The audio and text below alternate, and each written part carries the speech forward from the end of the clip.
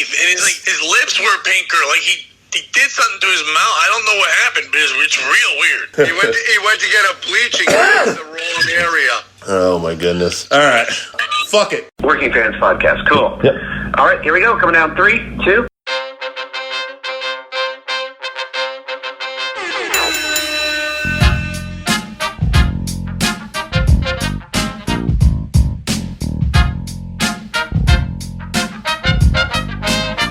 Welcome back for another week of the Working Fans Podcast.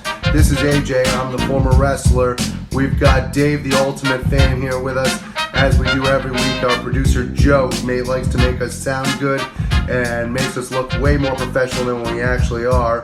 As always, you can find us on Twitter, that's @FansWorking, Facebook, Working Fans Pod. We've got email where you can reach out to us and please contact us to let us know what you think of the podcast and for any ideas that you might have. That's workingfanswrestlingpod@gmail.com.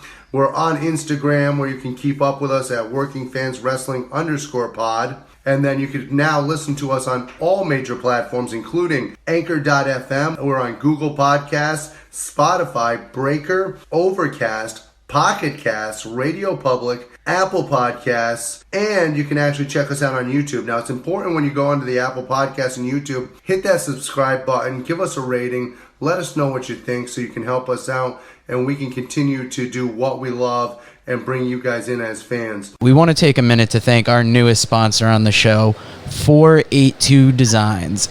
That is FOUR, the numbers 82 Designs, 482 Designs. You can find them on Facebook by looking up FOUR 82 Designs, at FOUR 82 Designs on Instagram. And if you want to email them, go to FOUR82designs@gmail.com. Pretty soon, we're going to be rolling out some high-quality t-shirts and stickers that were just done by the sponsor. Please check them out for any of your screen printing needs. First off, it's light years better than our first run. Also, like, divide the washer and dryer. They look good, and they're good quality.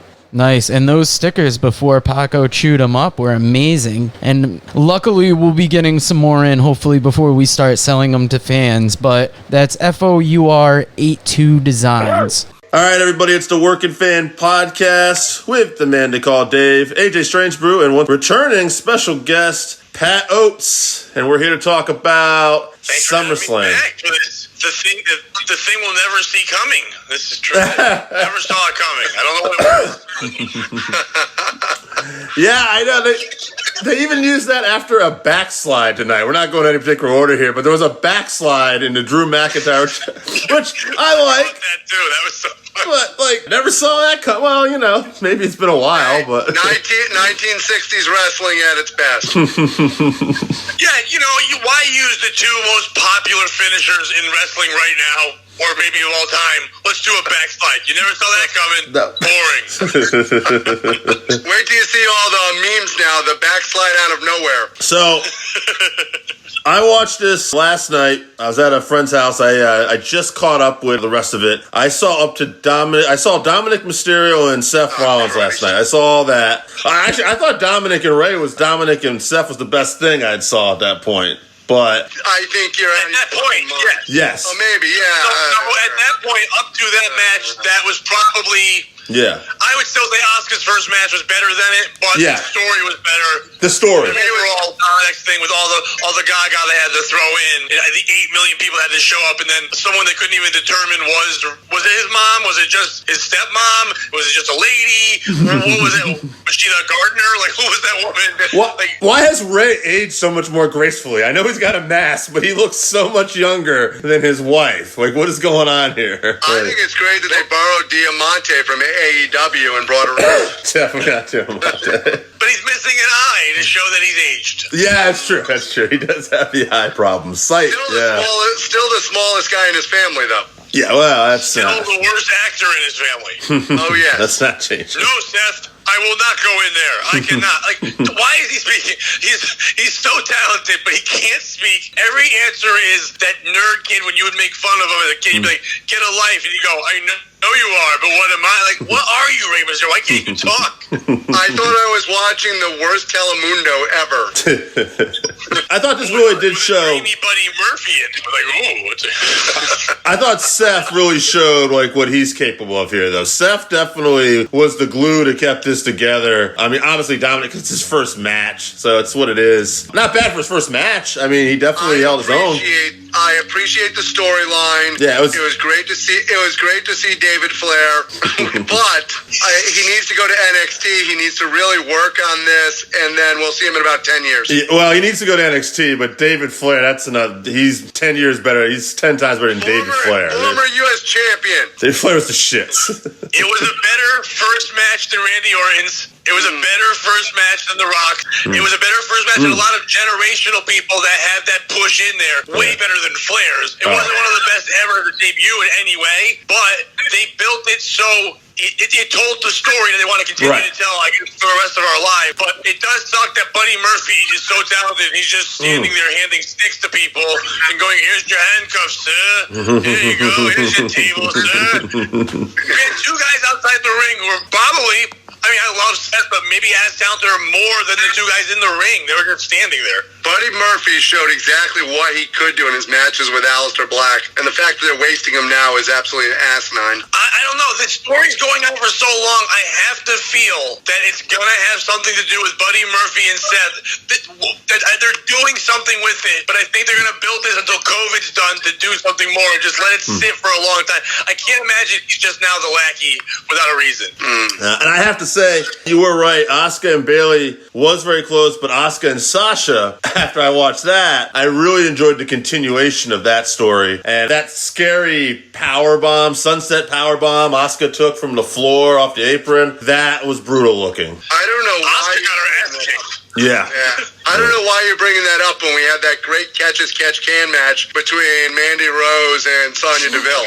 I thought you were going to say Mandy Rose and the Table. I thought Mandy Rose and the Table had a pretty good match. I never thought I'd say this, but there's somebody worse than Dana Brooke.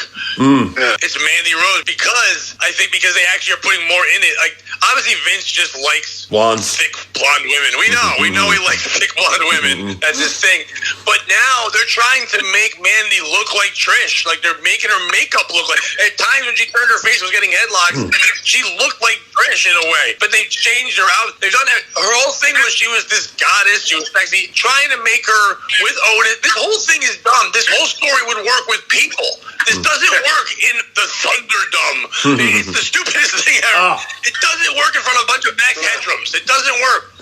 I wanted to ask you about this. When we had you on the last time, we talked about this. This is the one thing we differ a little bit on. I was kind of more of a fan of the NXT extras. You thought it was a little too phony and too contrived. I got that. What do you think about the Thunderdome now, though? Where are you landing on that? It's like, you know when you make a character in the video game, and like when you first bring it out, you do the whole intro. So you make the pyro, you do all that stuff yourself. Every intro seemed like that. It was like Cole was like doing the script that's part of the video game. They're coming out. It was so weird to watch.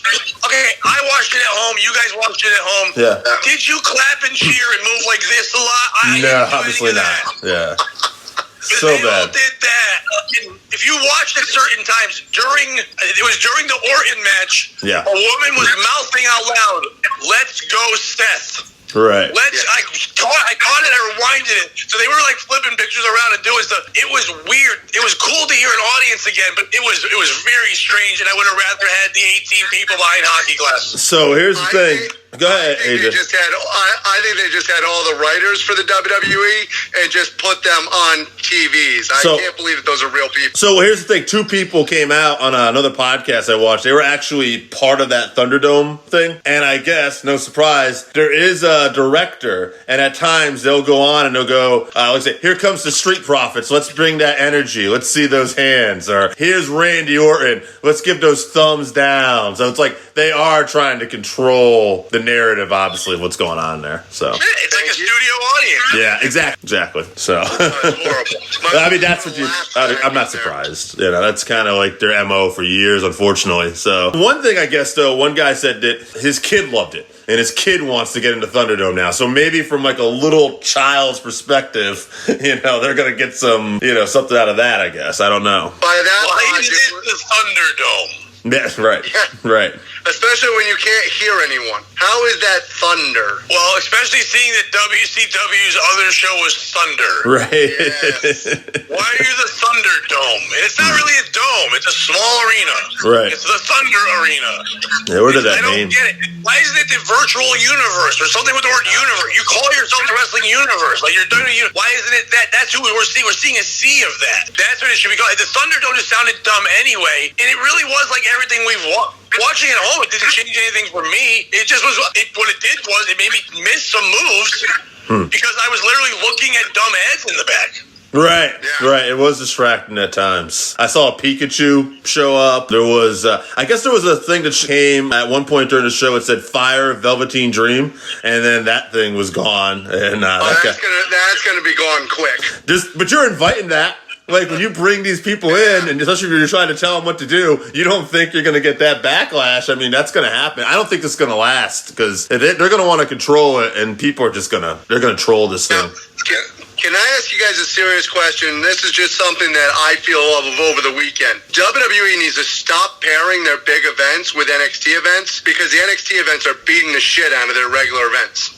Pat, did you see any of Takeover? I watched highlights. I'm actually gonna watch it tonight. I didn't get to watch a lot. I did check out a couple parts of matches and stuff. I mean, I thought Pat McAfee. If you want to talk about someone doing their first thing ever, holy shit. Bunter, come on. No shit. But that just proves one thing. You know about Seth Rollins? It just proves that Adam Cole can carry anyone and make anyone look amazing. I mean, he's just that good. Seth did make Dominic look good. He's amazing. That's how good it works. Ziggler's that kind of way too. But Cole's at a different level because he's so much smaller and he can still do that. Yeah. It's incredible. He definitely impressed me, too. Yeah. Yeah, he cut a great heel promo. Yeah, he can talk. Coming up is cool, but To see Pat McAfee do that flip out of the move, land on his feet, come running back up, and jump straight back up to the top ropes, it was just such athleticism. You don't expect that from an NFL punter. no. But we're lucky though. For some reason, all the wrestlers were ready to catch him. But Strange. just coincidence, obviously, that they would all be ready to catch him. That's so odd. To hurt them with their body, but it's fine. Oh, thank God. But I know what you're saying, but right now, I think you have to keep pairing them up until we can split up. I think they were ready to split up. I think they were ready to tour. I think right now, people aren't top of mind. When I start posting things about, I'm going to watch this tonight or that, people are like, that's still happening? In our world, we're still watching it, but overall, they're not. So I think you need to tie a weekend into it, because hopefully, if you catch one, you can talk about the other. Like, Right. there was a reason why they put Keith Lee's commercial there at the very end, before you get to the main event, to get you to go, who the hell's Keith Lee if you've never watched NXT? And Right. you're going to look it up and go, wow, he had this match, he's coming. And I mean, obviously, they're going to do with him what they did with McIntyre. They're just like, we need to put the belt on him quick to build a resume, so when he comes up, we can say, NXT North American champion, NXT world champion. So he has this resume so they can throw him right up there, because he's built and ready for up there. And I'm happy as can be for Keith Lee, and I'm excited for what he might bring to the table, because they're going to give him a shot in his size bracket, agility. I am terrified of what they will do with Adam Cole, because we've seen so many great wrestlers, even Finn Balor, where they bring him up and all of a sudden Vince is like, what is this guy doing? He's freaking too small, too short. It terrifies me. Yeah, but Shawn Michaels wasn't in Finn Balor's here. Right. But that's true. Shawn Michaels, we have a tendency of thinking the same way, and he does have more strokes, so let's hope. But one of the things we forget about Shawn is he's this guy who's 6'2". He's a bigger guy, and he just looks small next to all the other wrestlers. Yeah, but I think what Pat's saying What is, happened is they'll come up as the era, but they'll add someone, a bigger person. Somebody will come heavy. in, maybe Dijak, maybe somebody else they'll put into, where you'll have one size because Vince needs that, but you have this incredible, yet they have to be a group. Sam Roberts has talked about it for weeks and weeks, but like, they have to come in as a group, almost like NWO, and it always seem like a part where there's no real leader, even though Cole's your best guy, and they all know what belts they fight for, but they can work in SmackDown if you get the belts off the people that have real fights. Like, you could continue thinking if Riddle somehow got the belt, if Baron Corbin somehow got the belt, and then the era's going after them, you could build more stories and do it. I think they really could. But Keith Lee, I'm afraid, is going to end up on Raw with MVP and Bobby Lashley, and they're just going to go, nope, you're in hurt because you're a black guy, and here you go. Right. That's how they think, and I hope that doesn't happen. Yeah. I hope they just let him do what they do with Aleister Black, let it build, let him fight, let people see what the guy can do, how amazing it is, and then hopefully when audiences come back, that's when he'll shine. Yeah, I'm afraid Vince is going to bring him up and be like, you're Samba Simba Jr. You're Kamala's son who isn't dead. Booga booga. I always thought it was great that the WWE proved they weren't racist by having all the black athletes in one match. I thought that's really nice that they let them shine by putting them all in one segment. You know, we don't want to flood it. The tough part for Vince is he's confused by Ricochet. He's not sure if he's black or not, so he doesn't know where to put him. He's a superhero. He's a superhero, damn it. They're not black. I mean, like, Street Profits, though, are black, and obviously that's his pandering because they're fucking awful. Yeah. They're the worst tag team belts I've seen in a long time since the primetime players. I mean, like, they're that bad. Like, they're terrible. I don't understand it. One of them's an athlete. I don't know what they're... I don't care about smoke. I know I'm an old white guy. It doesn't matter. But I love the New Day. I can catch on the lingo. He's trying to rebuild something here. He's forcing it down our throats. When you make Kevin Owens try to make them cool, a Canadian white fat guy is not going to make black guys cool. It's just not going to work out. Yeah, and the other problem with them is, and I hate to once again sound like the old guy, but they're not telling a story in the ring. They do these athletic moves, but they don't put them together so they actually make sense. They're literally just doing moves to do moves instead of putting them together and actually telling a story in the ring. So what was your favorite match? Because to me, I mean, I did really kind of enjoy the Drew McIntyre-Randy Orton match. It was slowed down. You know, it was different. Well, I mean, you got two guys who are incredible. I mean, they're going to tell a story. I feel awful for Drew McIntyre. That was his first championship match in front of people, and it was screens. Right. This run is going to be forgotten, and the guy was going to have a huge run. People were going to pop when he beat Lesnar.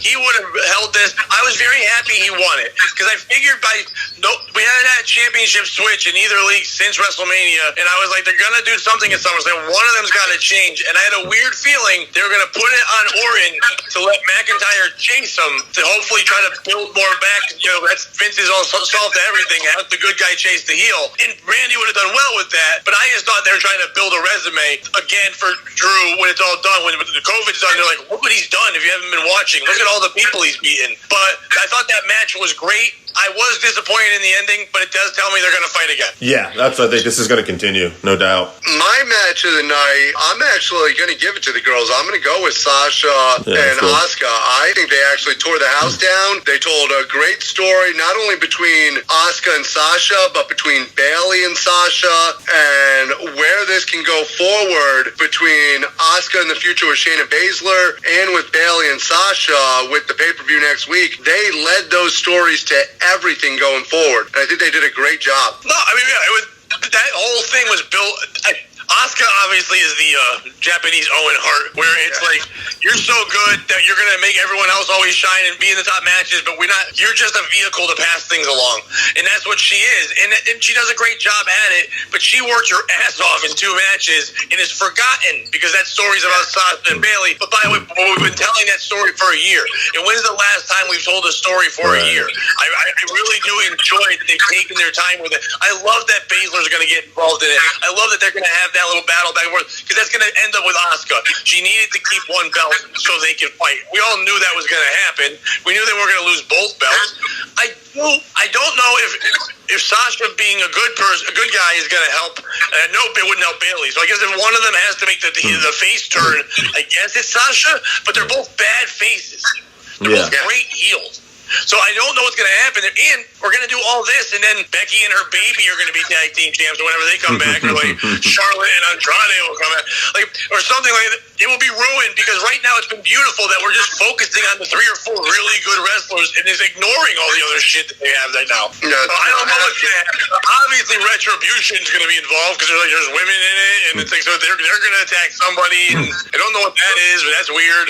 Were you surprised that Retribution didn't have more of a presence last night? I know the lights flickered a couple times, but security was apparently able to stop Retribution. Well, I guess the new thing is whenever there's a glitch or something happening, you just blame it on Retribution. So like when Mandy Rose struggled with the table, Retribution. Don't worry about it. Like that's what that was. I wasn't surprised because that's the card Vince always shows. With Michael Cole bringing it up, he was telling you to watch Raw and SmackDown.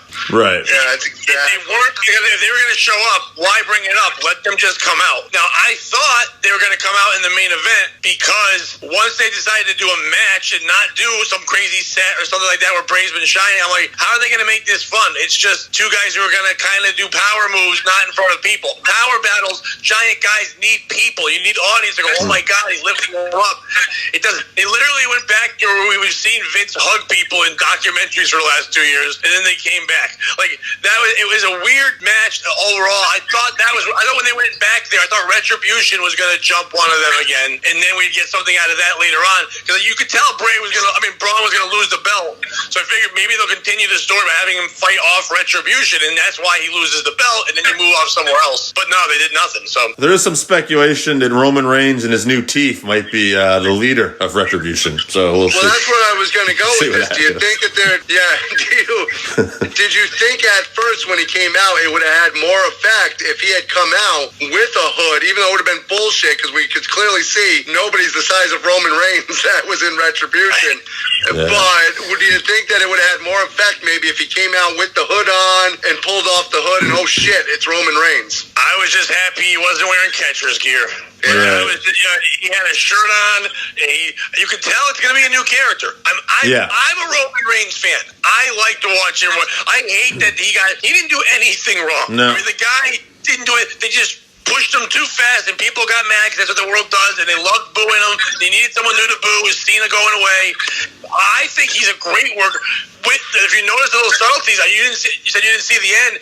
When he was yelling at Braun, he kept saying, I made you. You'd be nothing without. I'm like, ooh, I like this. Yeah. I like yelling at both of them. He's like, this is my title. You're just a freak. And then turned to the other one and said, they built Braun for him. Like, that's a Braun. Braun came up to be the big person for Roman to beat, and then people started to love Braun. He wasn't supposed to be a big star. So I like it. I don't know if he's going to be a heel, but there's going to be an edge. You know what I mean? I don't think they go full heel, but those teeth are heel. Yeah, they got heat. Even the T-shirt that he was wearing, said "Hurt everyone" or wreck everything. Wreck everyone and leave. Wreck everyone. Sorry, and leave. Yeah, so even his new T-shirt is more edgy than what he usually has. Roman Empire. Well, I don't think that was a T-shirt. I think that was his cue card from the back, and he wore it. Like, what am I supposed to do? Like, wreck everyone and leave. He's like, okay, I'll put this on. Like, no, I don't forget. Stage left. Like, that's his new shirt.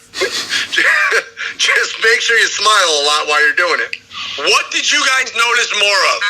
Roman's teeth or frog splashes? There were so many fucking frog splashes. Yeah. It was insane. If you're gonna talk about Eddie at all, it can only be in Eddie's match. It can only be why? First of all, Dominic Mysterio, you're a little kid. All 3 of us could do a better 619 than he did. It was the slowest, dumbest thing. It was like the Special Olympics 619. It was a bad swing. It was not good. It was like when they have those tires on a tree and you're kind of trying to move on it. You don't really. That's what it looked. It was bad. His Hurricane Ranas were too tall and lanky to be his dad. Be different. You can wrestle differently. You know, it doesn't work. The hood was weird. Everything was odd about it.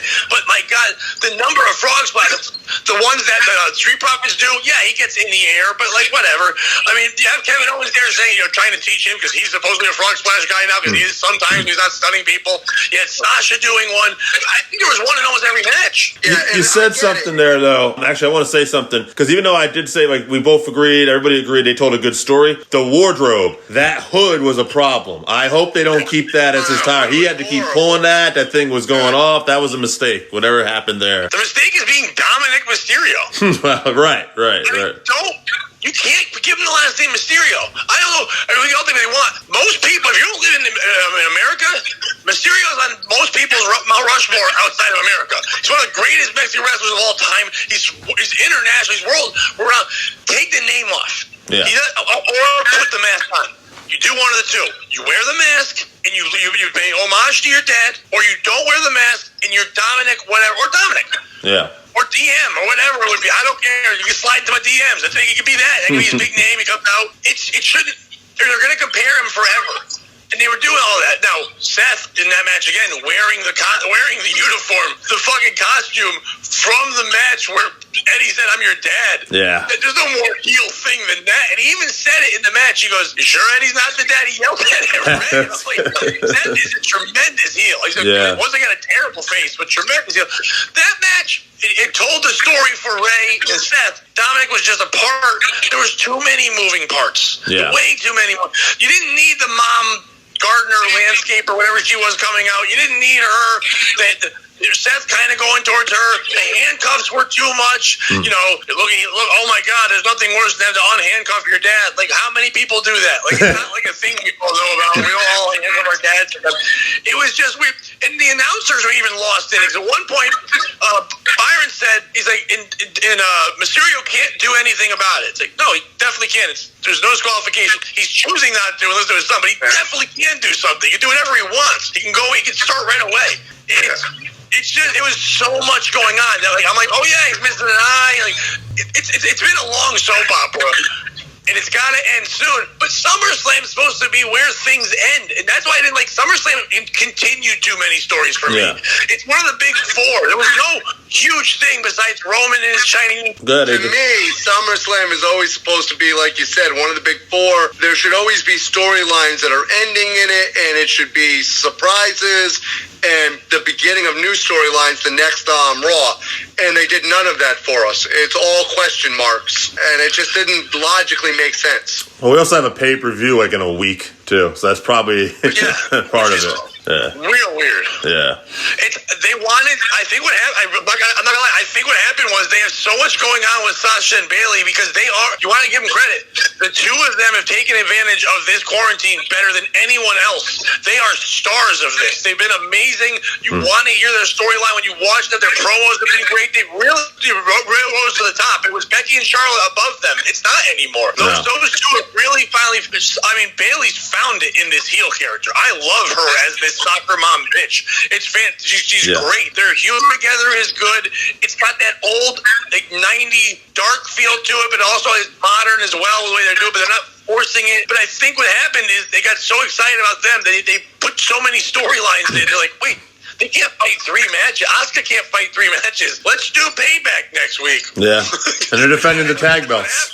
So here they're going to have something else they're going to be involved in too. So it's like wait till Asuka has to fight a gauntlet next week to find out if she can fight against the NXT champion, who now will be Sasha and Bayley. But I thought Asuka, as a wrestler goes, Asuka shined in this again, but no one's going to remember it. But she was great in both her matches were 2 of the best matches on the card. There's actually, it just aired the other night too, an excellent documentary on Sasha and Bayley's match from NXT like 4 or 5 years ago. And again, you could already see the beginnings. They were shining as great wrestlers and different type of element, but like you said, they just evolved now into these other characters that are really just main event level players. See, I thought that was just NXT.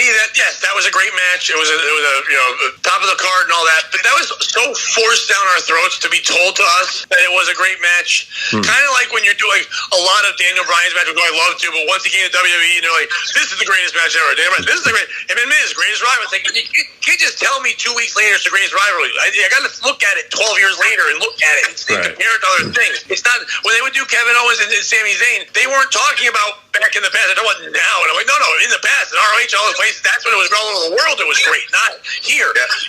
This, to me, Sasha and Bayley are finally what they're supposed to be now. I I think it took Sasha way too long. They were putting her in things, but she never shined at the top spot. It was the other ones that did.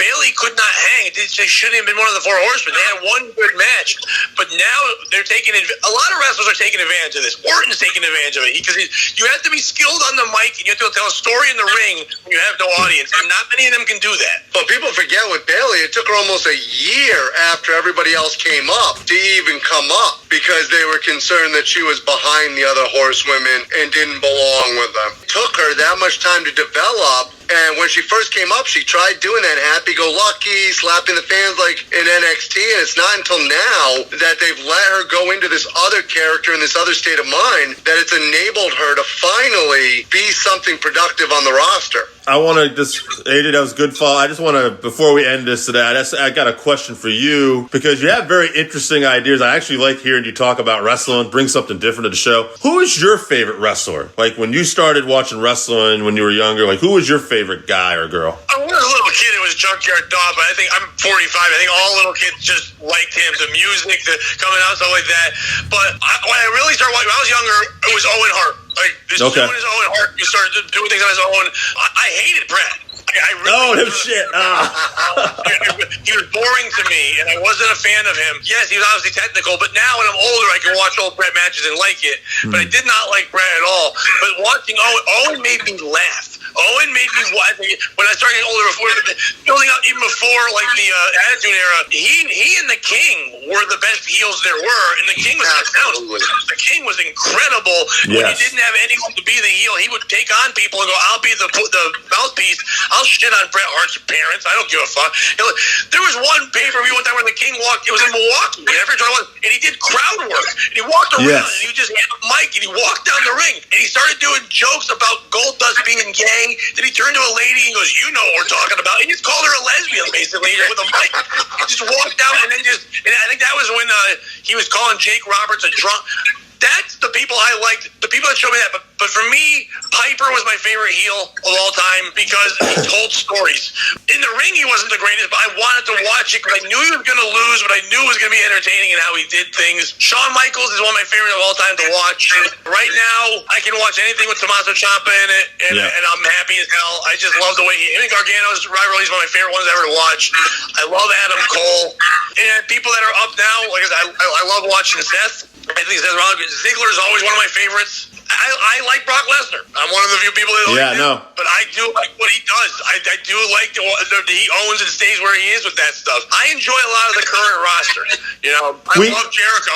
So if you go over there, I mean, who doesn't? Absolutely. We were talking about this before, me and AJ, that Brock doesn't get the credit for really getting it too. Like he helped put Keith Lee over at the beginning of this year in that Royal Rumble. Everybody still remembers like when Keith Lee came out, he sold for him before he even did anything. He's like, "Whoa, who's this guy?" And the reaction, Brock has that reaction. It means something. People need to go back to 2002 and watch Brock Lesnar when he started and realize how good he was, how fast. And like, I think I told you guys the last time I was on, I binge watch every Raw and SmackDown, and I'm on 2003 right now. I just got up there, and we're just getting to the first long rivalry where Angle and Big Show are with Heyman and all that, and we just got Angle's new tag team there and everything. It's all to build Brock, but Brock's making Big Show look better than Big Show's making Brock look. Even Big Show has made, Brock has made so many people look better than people give him credit for. He's put so many more people over. And just in the last few years when they had to put the back on him because Reigns didn't do his job. I think he was fine, but they put too much on him to do it. So Brock had to be this guy, and everyone wanted to hate him because he wasn't going to be there all the time. But to me, he made the belt special by not being there. I don't like seeing the belt on TV every week. Right. I like seeing it once. It lets other wrestlers do things. It lets more storylines happen. Yeah. So I love Brock. Yeah, that kind of throws me back. Yeah. I hope he never retires. When Brock wrestles, he gives legitimacy to the whole sport. He makes you nervous. He makes you scared. The person he's in the work for, when he did that bust open job on Randy Orton a couple years SummerSlam. ago, Yeah. Yeah, you get scared that he's legitimately hurting somebody. So when he finally puts somebody over, it gets them over. And you can't ask for better than that. Final question. One of the greatest SummerSlam moments is Brock Lesnar beating the shit out of John Cena. Just beating the shit out of him. 100%. When he did that, and he gave him, that's when Suplex City was born, and that was him making go, oh my God, Cena can't get beat like that. Oh my God. And Cena allowed that to happen. He was able to stop anything he wanted with the Golden Shovel then, and he knew that was good for business. That was the big build there. Brock made that so realistic. You're like, I think he's hurting it. Brock's the only guy besides Samoa Joe where you're like, oh, I think he did a move on his own. And you know they're not doing a move on their own. I cannot wait to get Samoa Joe back. He is one of the people right now that can help the Raw product, and we need to get him back sooner than later. Huge Samoa Joe fan. Yeah, where do you put him? Like, everybody's just tiny. They're just AEW Junior on Raw.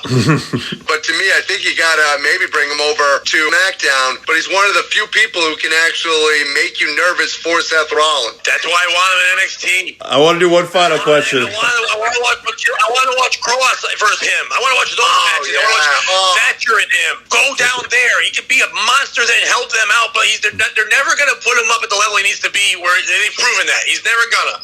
So put him down there and let him do what Finn's doing down there. Pat, I'm sure you've seen spoilers already. I'm not going to spoil anything too big for you. Because I know everyone that won. I know everything that happened. I just didn't watch it. All I'm going to tell you is what Cross does and how scary he is with that hurt shoulder to be able to wrestle the way he continues to with a man the size of Keith Lee.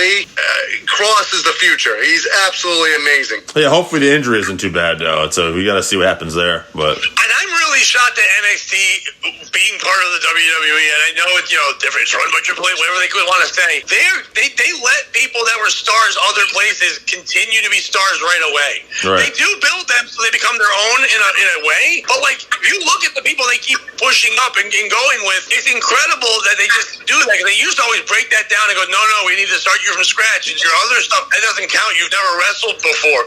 They don't say the league, but like, my God, for him to come right in and be right into the thick of things, I give them credit for that because they never stop having top matches. There's always 4 or 5 matchups that you can say could be the main event for NXT. You can't do that in the rest of the rosters.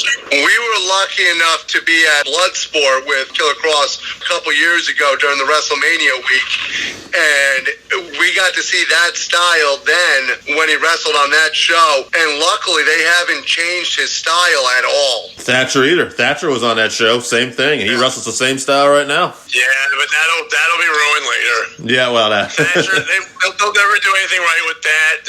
They'll just have him hang out with Drew Gulak, and they'll both be fun. We'll get excited for a week or two, and then they'll take him off TV. By the way, can we bring that up real quick? SummerSlam? Sure. A lot of people were not on SummerSlam. Where the fuck's AJ Styles? There's so many people that need to be. You brought Matt Riddle up. Why is he not up there?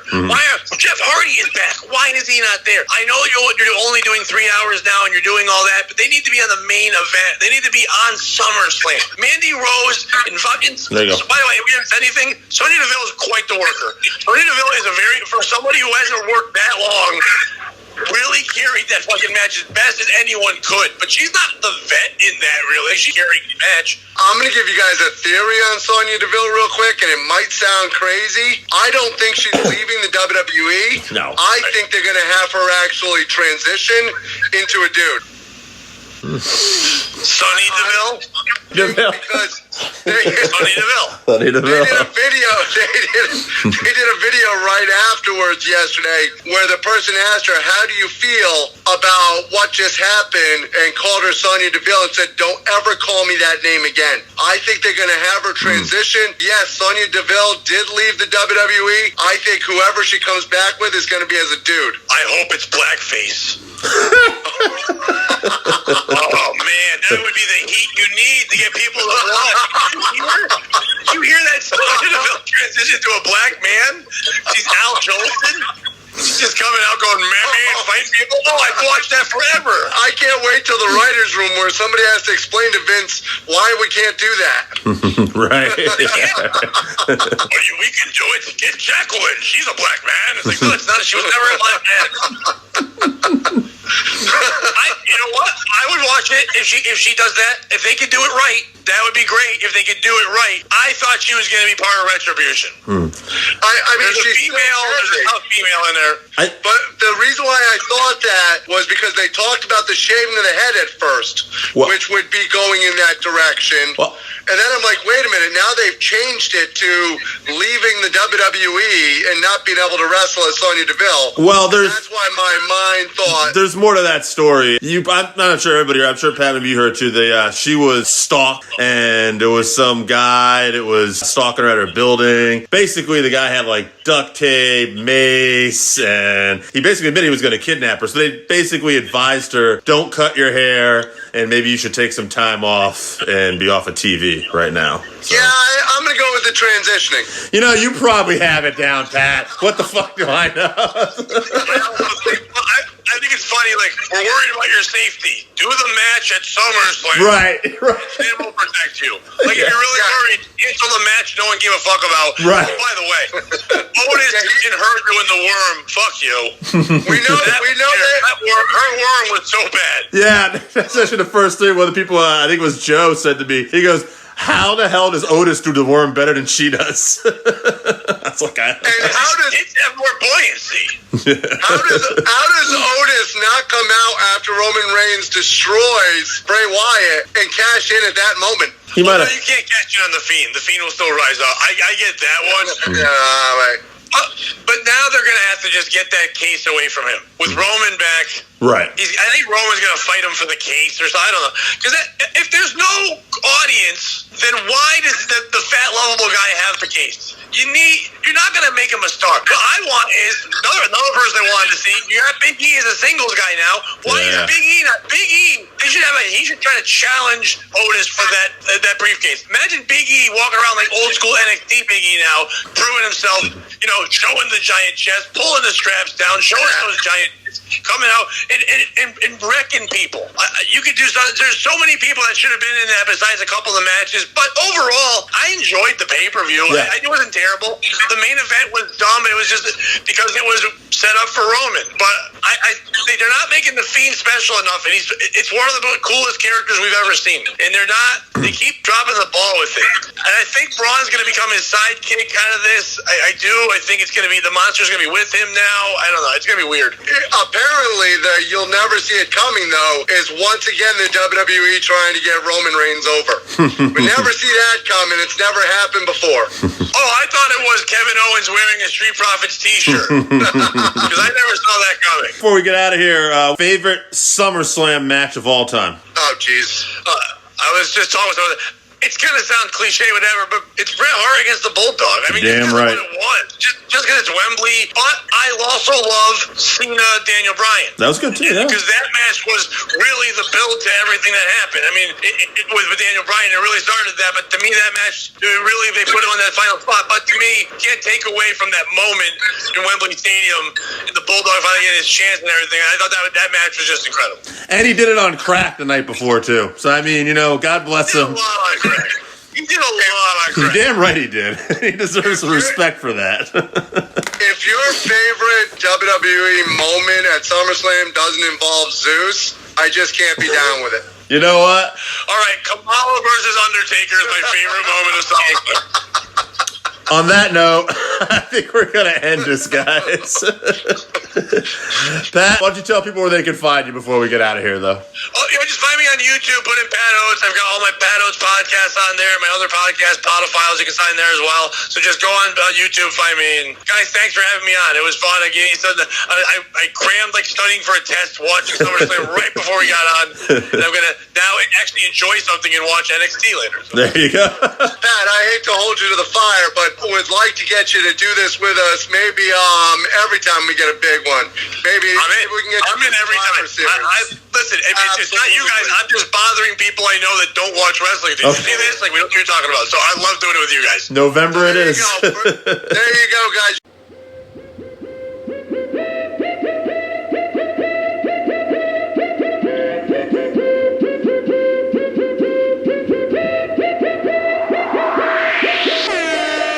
right, fans, welcome back for another week of the 531, where we take our top 5 list on a particular subject, vote it down to a top 3, and then we debate it down to a number 1 that week. This week, since SummerSlam just passed, we are going to do the top 5 SummerSlams. But before we do that, we want to take a minute to thank our newest sponsor on the show, 482 Designs. That is FOUR, the numbers 82 Designs, 482 Designs. You can find them on Facebook by looking up FOUR 82 Designs, at FOUR 82 Designs on Instagram. And if you want to email them, go to FOUR82designs@gmail.com. Pretty soon, we're going to be rolling out some high-quality t-shirts and stickers that were just done by the sponsor. Please check them out for any of your screen printing needs. First off, it's light years better than our first run. Also, it survived the washer and dryer first run here so far. They look good, and they're good quality. Nice. And those stickers before Paco chewed them up were amazing. And luckily, we'll be getting some more in, hopefully, before we start selling them to fans. But that's just a quick little plug. That's FOUR 82 Designs. Now, Dave, top SummerSlams. First off, I didn't get to sit in with you and Pat and AJ, but kayfabe be damned, we actually watched it together, part of it that night. Everybody was exhausted. I think I made it a match after you left, like right after you left at the Dominic Mysterio match. I made it up for part of the Orton one, and then I went to bed. Yeah, that was ultimately, it sounded like most people's highlights anyway, was the Dominic Steph match, and I think that was due to really good storytelling. That match, I thought they did a good job. You know, the smoke and mirrors, obviously, Dominic's first match. But I thought that was the highlight of the show. It wasn't a bad show. Actually, you know, it was better expectations than I had for the pay-per-view. And it sounds like it was better than Raw, which I haven't seen yet, but heard things about. I don't watch much of the main roster stuff, so I surprisingly enjoyed it. I don't know if it would make it onto anybody's top 5 list. Like, for instance, Jesse from New Hampshire had 92, 98, 2000, 05, and 2010. Interesting. Yeah, I feel like 92 is going to pop up quite a bit. Some of the newer ones surprise me, but I mean, hell, I've got 3 newer ones on my list, or 2 newer ones on my list. Yeah, 98's one that pops up. I see on a few lists here, too. So. Oh, that was, what was the big feud that year? Was that Shawn? That was Highway to Hell. That's the one I actually went to with AJ at the Garden. That's the one where it was Steve Austin and Undertaker. And there's a spot in there where Taker ducks his head and Austin, like, kicks him. And Taker shoots up, like, a spot, like, you know, like he's going to, like, raise up and give him the eyes and everything. And basically they collide heads. The back of Taker's head collides into Austin's head and his jaw and knocks Austin out. Oh, wow. Now, so Austin was kind of out of most of that match. Yeah. Now, who do you have first for a list? I got Randy. He leads with that said SummerSlam 98. He's got 2002, he's got 1997, he's got 2011, and he's got 2013. 2013, one of the more recent ones. But if you look at that card, that's actually Brock Lesnar wrestled CM Punk on that card, which ended up being a pretty good match. And then you had Daniel Bryan and John Cena, where Bryan actually did win his first world title that night. They play it off. I mean, Bryan wins it at WrestleMania 30. Technically, Bryan won it here, but he would lose it moments later because that's where Triple H would, basically, who was the special referee here, would kick him in the gut afterwards, pedigree him, and then Orton would do the catching. And that started the whole Authority Daniel Bryan feud, which went on to WrestleMania. Oh, wow, that's a major list. I'll bring you my list next because I've only got the 2 this week. I've got SummerSlam 92, 93, 97, and then I picked a couple newer ones, 2014 and 2016. 2016 mainly because of that Brock Lesnar busting open Randy Orton's head. But overall, 14 and 16 were solid newer cards. I don't think I have to say much more about 92 or 93. I think the thing with the Lesnar busting up Orton's head is it was so legitimate looking that there was a air of uncertainty. It was like, was that a planned spot? which is ultimately like what you want, right? You want to put that level of doubt in the viewer's mind. Like, oh, that's supposed to happen. And I thought they did a good job. So much so, I believe that's the one where we heard the story afterwards that Jericho actually confronted Lesnar and wanted to know what was going on. And I think Lesnar was thrown up against the wall and it was quickly broken up. But, yeah, that happened. I got Mike Flynn, who's got SummerSlam 2002. He's got 92. What I said, we're going to see that. He's got 97. 97 was at New Jersey. That's where Bret Hart actually won his fifth world title from The Undertaker. Shawn Michaels was the special referee there. He actually Bret spit on Michaels' face. Michaels goes to super kick him. He ducks, gets Taker. Bret makes the cover. Shawn reluctantly makes the count. And then you got the feud happening there. It set up basically the Undertaker, Shawn Michaels. It was like round zero match followed by Taker and Michaels at Hell in a Cell. So a lot of legendary stuff kicked off with that. 2013 and 1998 roll out the rest of Mike Flynn. Nice. That is a solid list. And then we got our boy Scott from Voluntown, who's got SummerSlam 92. No surprise there. 2002, 91, 2000, and 98. Now, I think with 2000, now you've known Scott a long time, longer than I have. I've known him for a while too now. We're all friends. And I got to say, knowing him the way I do, SummerSlam 2000, he probably had that one because of the stink face match between the Cat and Terry. Scott, you dirty dog. I know what you did there. I want to point that out there. I got to stick up for Scott. I don't think that's the case, but who knows? Maybe he's. Do that. I thought you would do that. I was ready for that. So Scott, you can answer me when I see you. All right, I got Zach. He's got SummerSlam 98. 2001, he got the original 1988. 2002 and 2014. 2002 was an interesting one because that had Shawn Michaels coming back after 4 years to wrestle Triple H in a street fight, and that was an amazing match. That one I still remember. And that was also the one where Rock wrestled Brock, and that was Brock winning his first world title, and that's where the crowd turned on Rock halfway through that match. Wow, I was going to ask you about 2002 because that's popped up on a couple lists now so far, and I couldn't remember what was big on it. Yeah, that's one way I would have to say would be the big factor. And then I'm going to finish up this week, a little condensed version of 531. I got 92. Come on, Bret Hart, British Bulldog. It is the best SummerSlam match of all time. I believe that. We know your love of this match. We've heard how you back the Bulldog's training methods 100%. I mean, again, the guy did it on track, okay? Something needs to be said for that. 91, that's where Bret Hart wrestled perfect. I think they did it straight, though. So, I mean, you do the best you can. 2002, we just talked about. 97 was the one in New Jersey I talked about with Undertaker Bret. That also had huge love. Well, with Mick Foley, Mankind, I believe, wrestling Triple H in the cage. He wins, but at the end of it, he's dude love, and he dives off the cage with a big elbow. Oh, wow. And after that, I think I just decided to put 2013 there because I really did like that Lesnar Punk match and the Bryan Cena stuff. I took a quick list, and I've got 92, 97, and 02.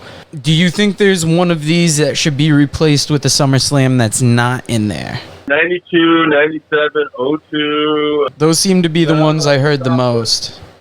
That's a solid list. I think you could argue 2013. That's the one we were just talking about with Lesnar and Punk and Cena and Bryan, but you really can't. They're all pretty even.